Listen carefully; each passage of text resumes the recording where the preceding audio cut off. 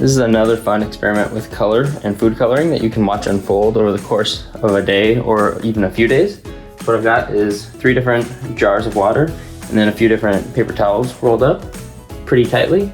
And I'll put some food coloring in each of the jars.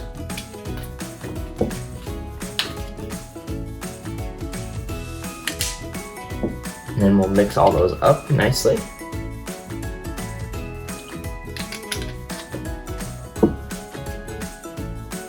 And then what we'll do is we will put the paper towels so that one of each end is in a jar.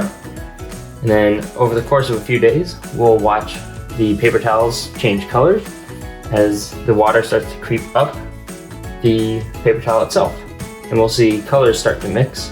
And then at the end, we'll have a really nice rainbow on all of the different paper towels.